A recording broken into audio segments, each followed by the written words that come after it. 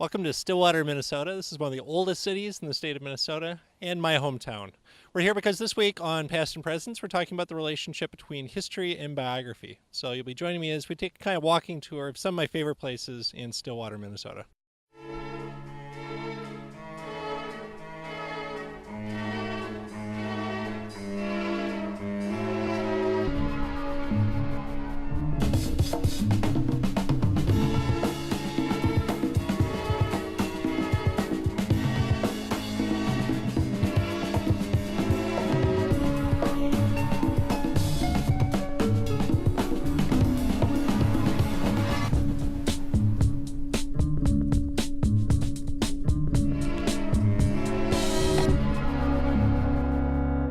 Stillwater is nestled in the St. Croix River Valley, just about half an hour east of the Twin Cities.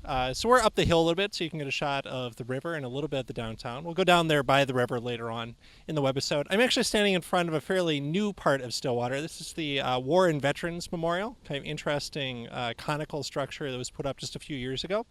I'm actually looking, though, off to my left at an older memorial. The Civil War Memorial is by the flagpole of the historic Washington County Courthouse. The actual courthouse is moved into Oak Park Heights, just up the hill a bit more. This is the old one, which is used now mostly for wedding receptions, actually. So we are talking about the relationship between history and biography, and so I'll share a little bit of my autobiography as we go to some spots around Stillwater, which is where I lived from 7th grade until graduating high school.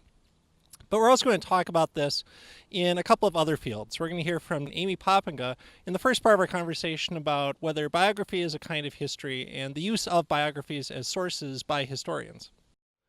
So this week, our conversation in Past and Presents, I'm joined by just one of my colleagues, Amy Poppinga.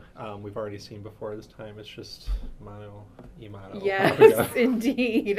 If you brought your A game. I did. So I'll be asking questions, but also acting a little bit more as one of our panelists as we talk about the relationship between history and biography. Are those two discrete categories? Is biography a type of history or vice versa? And maybe a starting point here is, I'll actually go to our second question. On Amazon the other day, I was looking at the best of or most popular history list, and it's hard not to notice that at least half of the books on there are actually biographies. So let me start here. What's the best biography you've ever read, and what made it so compelling? Sure. I like biography a lot, and I feel like I always have. I mean, even since I was a kid, reading like children's biographies that are geared specifically towards children. But probably my favorite biography of late in the last 3 years is a book called Nothing Daunted by Dorothy Wickenden, who is an editor for the New York Times, I think. And so anyway, this biography is of her grandmother and her grandmother's good friend, who both leave. They're both from relatively wealthy families in upstate New York, and they decide they finish college and they are not married, and that was sort of unusual at the time. They didn't kind of have, especially coming from these wealthy families, marriage prospects, and so they decided to go be teachers in Colorado. And so they travel by train, and they keep detailed, elaborate journals. And so this biography is geared on her grandmother, but then also this friend's experiences, but it's all, it interweaves and uses all of the journals and the letters that these women would write back home to family. And then as each of them, one of them stays in Colorado, so to each other. And that kind of launched for me. I've always been interested. I'm from the Southwest, and I've always sort of been interested in the history of the frontier.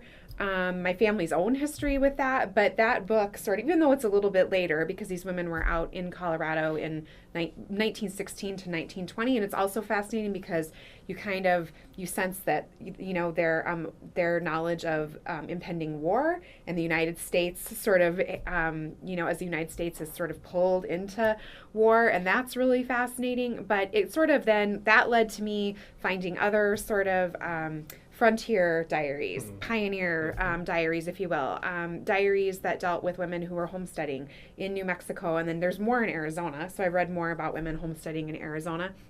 But I think that especially for if you're interested in women's experiences and women's history, journals and diaries are such an important tool, and so I've been more drawn to biographies that revolve around using those to kind of frame the rest of the text. Sure. So, I think on one level, biographies are very inviting. Right? Yeah. There's a character whose story you can enter into. It might be someone you identify with. It might also be someone whose experience is completely different. To go back to a conversation we've had before about the usable versus foreign past, one of my favorite biographies is by Carlo Ginzburg, an Italian historian, called The Cheese and the Worms. And it's just a deeply weird book. It's about an Italian in the late 6th century named Domenico Scandella, living through the kind of aftershock of the Catholic Reformation. And he has this very interesting worldview. And so it's Ginsburg essentially is reconstructing the way this one guy thought about the origins of the world. He has his own kind of cosmology or mythology, and it's influenced by the Bible and by the Quran and by the Decameron, and ends up being tried by the Roman Inquisition, which is our major source for his life. Is they ask him all these questions about where you came from and what shaped your views about the world. But Ginsburg writes that he's not trying to do the typical biography. I mean, he doesn't want it, the story of the kings, the people who are the most powerful. Instead, he's saying, could we ever resurrect the life of someone from, he calls it the subordinate classes? Yes. I think that might be why women's biographies are really interesting. Absolutely. And for me, in my own just sort of, I actually think it's both. It's whether it's in my personal reading or whether it's things that I would choose to use for class. I've always been fascinated by just the day-to-day. And I'm that way when I travel. I always think, okay, well, we see where really wealthy people lived and important people lived, but like, who lives behind these doors and windows that we pass on the way to actually getting to the things that are on the tour? And that's what I really like the biography of, just, I mean, like these two women who go and teach, and it's just about this particular experience that they have, and they don't end up doing anything, quote, great that they're going to be remembered by history for. But I love biography because it gets you into the details of day-to-day living, and what people ate and how people lived, and I think that is something that is really important that can be overlooked. So I think I'm hearing us both say we like this quite a bit. Yes, and maybe in our second segment we'll talk about teaching with it or research. But I mean, to play devil's advocate, couldn't you argue that you can put too much emphasis on one life? I mean, there's a kind of economy of doing the work of history. I mean, you just use the phrase opportunity cost before we started filming. If you focus a whole project on one or two people's lives, I mean, that's leaving out thousands you could have been researching instead. I mean, what does it look like to put too much emphasis? I mean, could biography actually overwhelm history at a certain point? I absolutely think that it can. That there's the danger of that. In my own research work, because I do a lot of work with oral history and individual interviews, something that one of the authors I like, he's an Islamic studies professor named Kambiz Ganea Basiri, and he talks about the fact that too much emphasis on individual experience can be troubling because individual experience doesn't necessarily reshape communal norms, and it doesn't necessarily reflect communal norms. So I've found that in my own work, I do have to be very careful in making sure that the person I'm focusing on and that their story I'm not presenting it in such a way that I'm making an argument that it's representative of that person's entire community, or again that it somehow has had some sort of reshaping power, because it may not. And I think that is something that I've seen happen, where we have really popular biographies, and they're really powerful and they really draw people in. So then sort of a revisionist history starts to happen around that person's particular story, and that person's story becomes the norm for that experience. There's a book by an autobiography by Ayaan Hirsi Ali called Infidel, which is about her experience as a Somali woman who grows up in Somalia, and her challenges with Islam, and her challenges with that once she becomes a refugee in Europe. And it's a very powerful book. At the same time, I have seen where it has also done quite a bit of, I think the word damage may be too strong, but it has become so popular that it has sort of become the norm for how do we talk about Muslim women's experiences. And I think that's really frustrating, not just for me as somebody who teaches in the discipline of Islamic studies, but it's frustrating for other individual Muslims who are saying that isn't my experience at all. So on the flip side, the nice thing about biographies, and so I think there's a balance to strike here, is, I mean, there are ways of doing history that are very deterministic, and it's all sweeping forces, and it can flatten individual experiences and leave out particularity. So I think that's a challenge, but at the same time, it is sometimes nice to have someone emerge from that who maybe doesn't quite fit theories and patterns and challenges preconceptions. we've heard this from our friend from Sam Albury, I think comes from Frederick Buechner, that memoirs, autobiographies, maybe biographies can serve as distant mirrors to us. They hold up in some extent, maybe we see ourselves. It has a kind of individual sort of purpose. It shapes our own reflection, but maybe it also is a kind of mirror on a community's experience. And it's not a perfect reflection. No, right. We see but similarities and differences. It doesn't mean it doesn't have value. I mean, there is no perfect, right? And so I think about how my grandfather, my paternal grandfather, who passed away 9 years ago, he, in the last few years of his life, started to write his memoirs. And so it was funny because I came across them the other day when I was cleaning out a box in our basement, and I had read through this, and it's probably the equivalent of, I don't know, probably 85 pages or something. And so I'm reading through it, and I remember that when my family initially read this, we kind of had a good laugh because there were certain things my grandfather said about my dad that just kind of weren't true. Like he made a comment that none of his children ever smoked or drank a day in their life.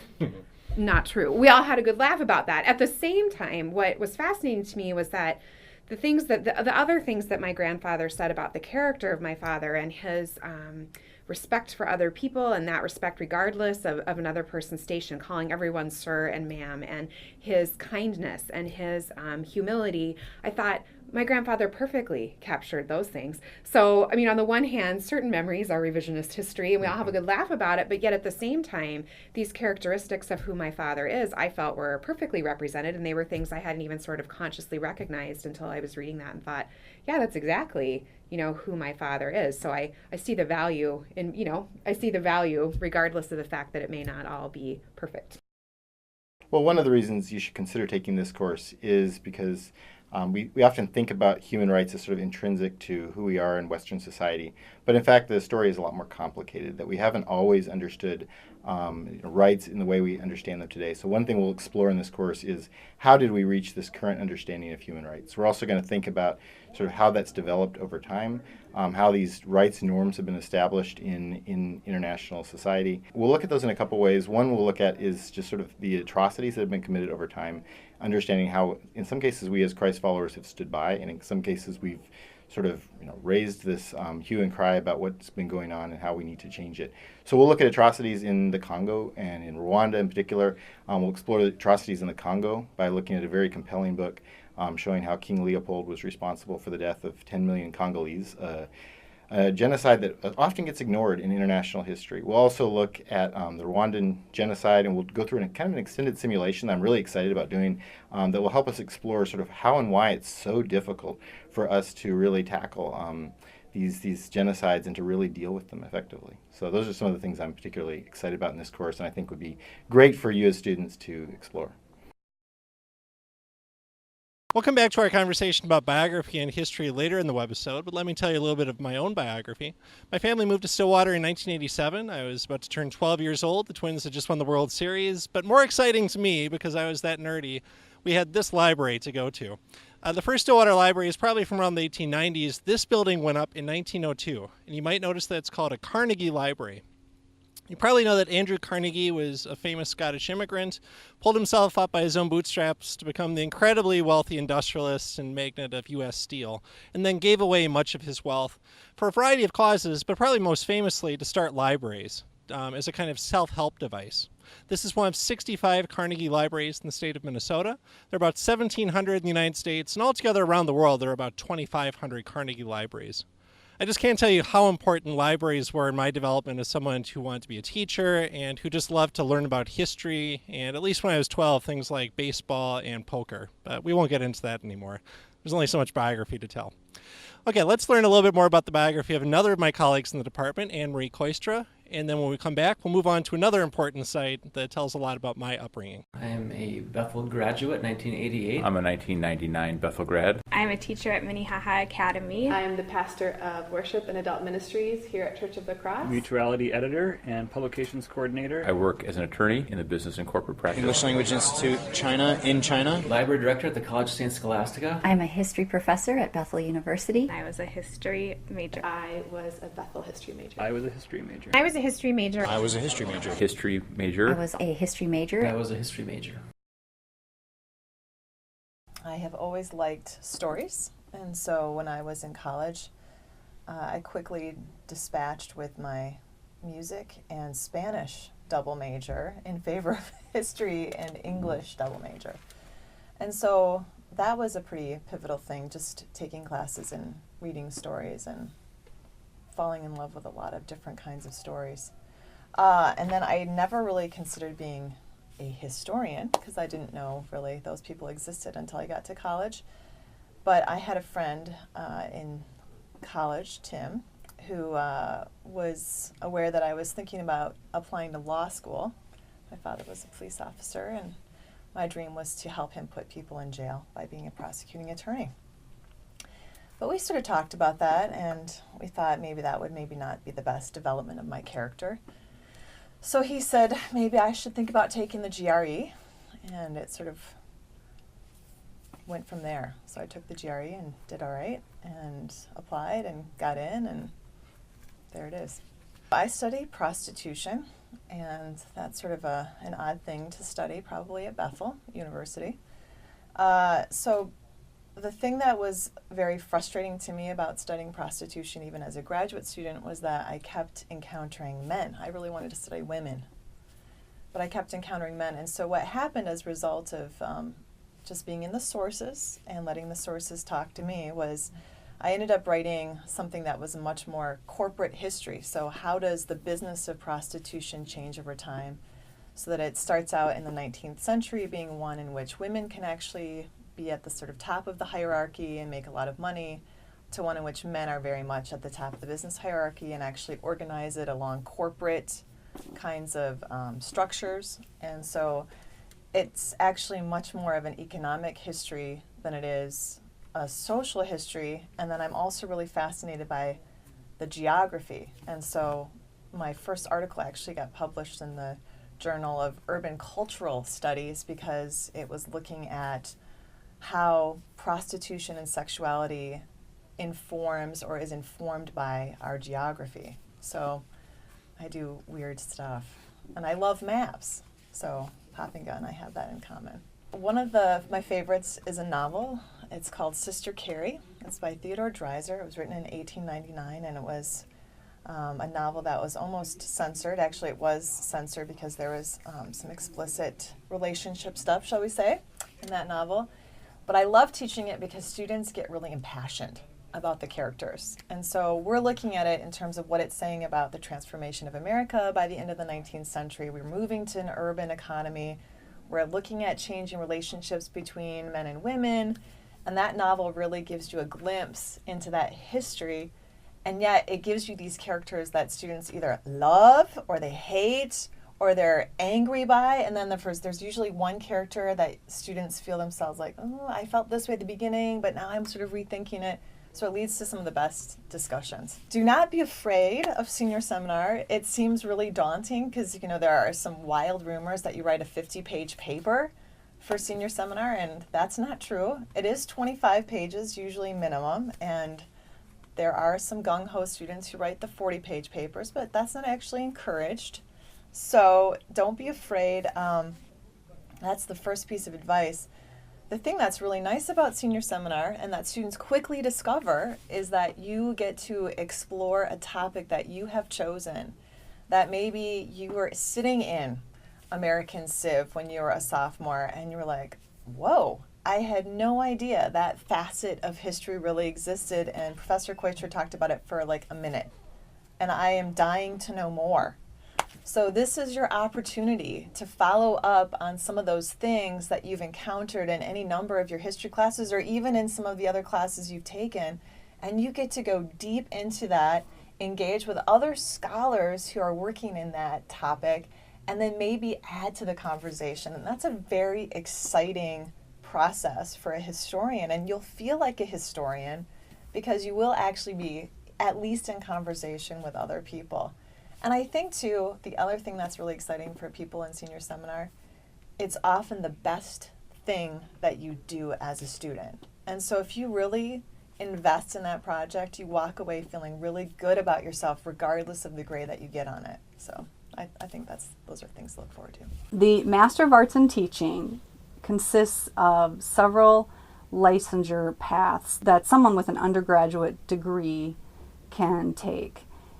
What it does is it allows someone who might be interested in teaching grades 5-12 social studies the opportunity to earn a teaching licensure in that licensure area, as well as earn a master's degree. A grades 5-12 teaching license in social studies allows teachers to teach all sorts of subjects such as world history, U.S. history, geography, sociology, psychology, economics. It gives you the opportunity to combine your passion for history and social studies and political science and with love of teaching, and really give middle and high school students that spark of why we should care about history and civics.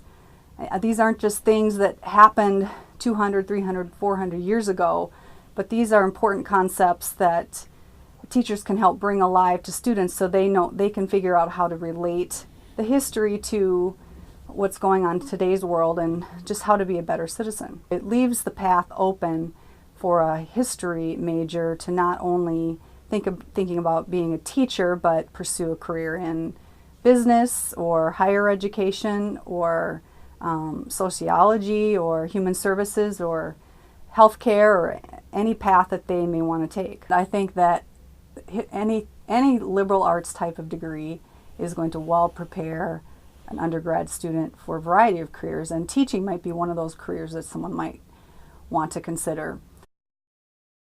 So if I haven't mentioned it yet in this course, probably a pretty important part of my story is that I grew up in the Evangelical Covenant Church. The Covenant, if you don't know it, is a pretty small denomination. Historically, Swedish immigrants like my great-great-grandfather Peterson, who joined Covenant churches in western Wisconsin. So that was my mom's background, and it's what I grew up in places like Cottage Grove, Mendota Heights, and then when we came to Stillwater.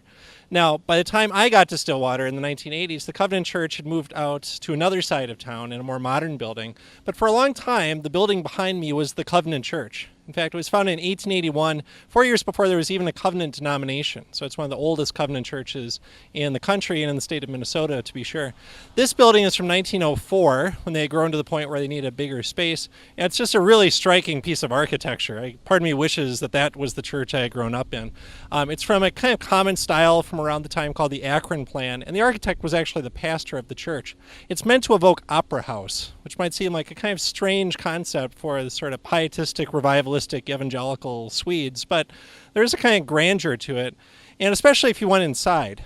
Now, unfortunately, if you were to go inside, you wouldn't really see church, you would see Catholic bookstore. This is now Loom's Bookstore, which is a really great used bookstore, but this hasn't been a church since the 1970s.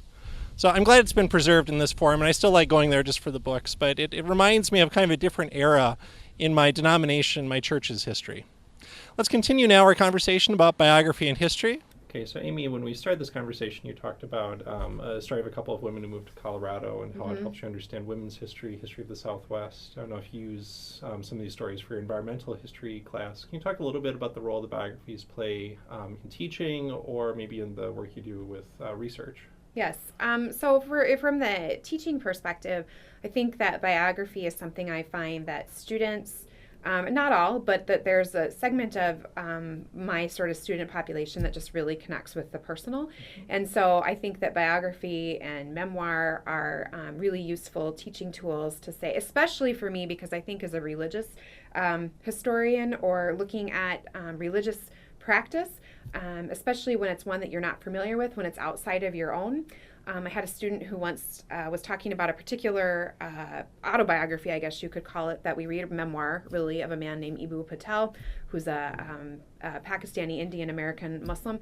And the student's comment was, I feel like I totally understood kind of, the history and theology pieces, but I didn't understand the heart of the people who practice Islam until he read this particular book. So I think that the memoir and the biography do an excellent job of getting at our hearts, especially when we recognize that maybe we've kept that, we may have had an open mind, but we've kept our heart closed sometimes to when we're learning something new or we feel like it might be threatening. So particularly in my classes that focus on Islam, I would say that memoir is the main way for me to be able to present a picture of Islam that is living and real and emotional and personal. So in my own work, in my own research, I do quite a bit of work with interviewing, and I love, I love stories. I love to hear other people's stories. That's what's always sort of motivated me as a historian, and why I think it's important and why I think that it's valuable. And so that's incredibly enriching work. It is difficult work. It's draining work because it's you have to have, I think, a different type of focus. You have to learn something I've learned about, which is the tools of phenomenology, which is that as people are speaking, you have to be paying as much attention to their voice inflection and their emotion when they're saying things, and the way that they're acting, as well as listening to them and to the actual words that they're saying.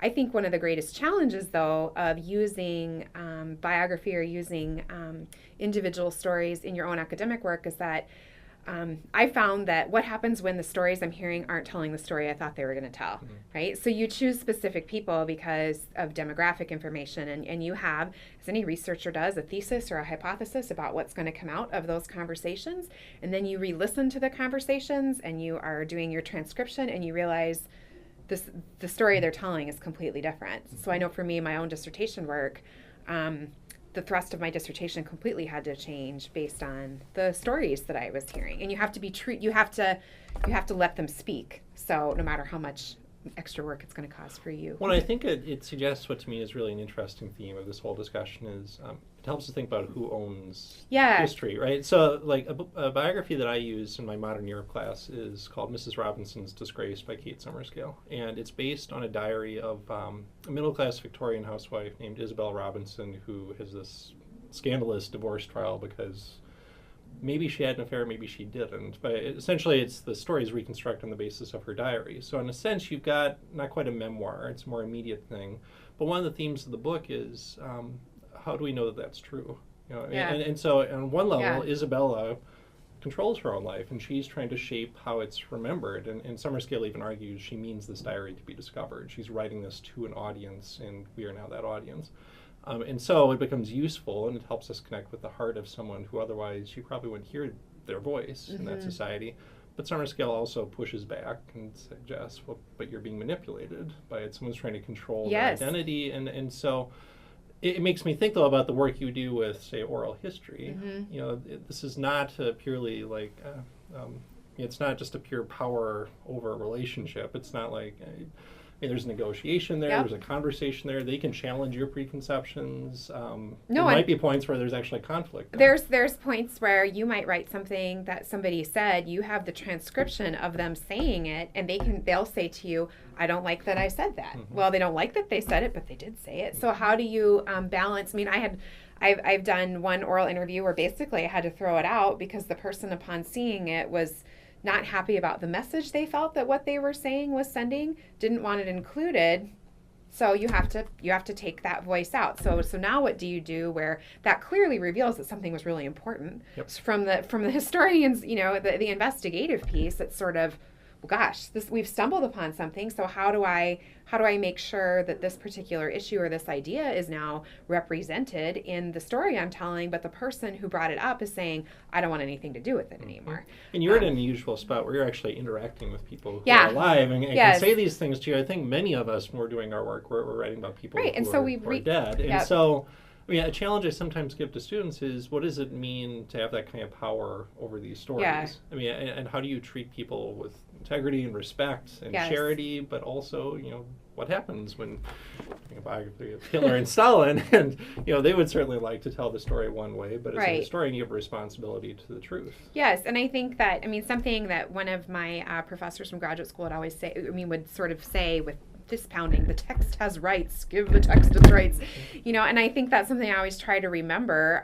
You have to do the work, which is something I've learned. I don't think I'm perfect at it, but I feel like I'm growing, and you have to corroborate evidence. So that's a big piece of it too, is what is this person saying, but then what is the work of the historian to go and to say what other pieces of evidence that we have to help us either support, challenge, or or at least help us think more deeply about whatever this person is saying. And so I think that is something that I feel like the individual story is such a wonderful, it can be either. It can either be a starting point. For me, it's kind of been a starting point. Or it can be, I think it functions in different capacities depending upon the project that you're doing. Well, I think we've reached the end of our time. I declare you the winner of this conversation. wow. Will you have Thanks. a rematch with me sometime? Sure. Okay. Thanks, Amy Poppinga. We'll end our tour of Stillwater in probably one of the nicer places, down by the St. Croix River. You see the very famous kind of iconic image of the Stillwater lift bridge. This is from the 1930s. Probably won't be here too much longer. There's been a long percolating process to get a new bridge because this one is structurally deficient, but people still drive on it. We're in downtown Stillwater. If you actually go right up this street, this is Myrtle right here. If you go to Myrtle in Maine, in some ways that's where the state of Minnesota was born. In 1848, there was a shop and they had the first territorial convention. The next year, Congress created the territory of Minnesota. So that's the source of Stillwater, is maybe optimistic claim that's the birthplace of Minnesota. The upshot of that is that while Minneapolis got the University of Minnesota, St. Paul got the state capital, Stillwater was given the honor of hosting the territory's prison. We will not be shooting at the prison today in our tour of Stillwater. Thanks for joining us on this episode of Past and Presents. We'll be back next week with another episode. Back, baby, back in time. Wanna go back when you were mine. Back, baby, back in time.